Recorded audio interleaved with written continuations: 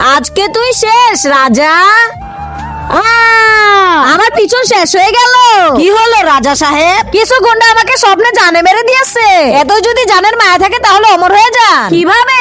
আমি একটা মানুষকে চিনি যে আপনাকে অমর করে দিতে পারে। রাজা সাহেব, আমি আপনার প্রাণ এই কুকুরের মধ্যে দিয়ে দিছি। এখন আপনি অমর। এখন আপনাকে কেউ মারলে আপনি মরবেন না। কিন্তু হ্যাঁ, যদি এই কুকুর মরে যায় তাহলে আপনিও মরে যাবেন। তাই এই কুকুরের খেয়াল রাখবেন। ঠিক আছে। রাজা সাহেব, রাজকুমারকে এক বড় দানব আটকিয়ে রেখেছে। কি? তাড়াতাড়ি চলো। দেখার আগে বন্ধুরা, চ্যানেলটি নতুন খুলছি, তোমরা সাপোর্ট করবে বলে। কিন্তু তোমরা যদি সাবস্ক্রাইব না করো তাহলে কেমন হবে? যদি তোমার মা বাবাকে ভালোবেসে থাকো তাহলে প্লিজ চ্যানেলটা সাবস্ক্রাইব করে দিও। তোমার একটা সাবস্ক্রাইবের জন্য আমি এত কষ্ট করে ভিডিও বানাই। তুমি তোমার মাকে ভালোবাসো না বাবাকে? কমেন্ট বক্সে তার নামটা লিখে যাও। আজ আমার হাত থেকে তোকে কেউ বাঁচাতে পারবে না। হা হা হা। হে দানব, আমার ছেলেকে ছেড়ে দাও। ছাড়বো না। বাবা বাঁচাও। আজকে আমি মানুষ খাবো। তুমি চাইলে তো অন্য কাউকেও খেতে পারো। হ্যাঁ, কাকে খাবো?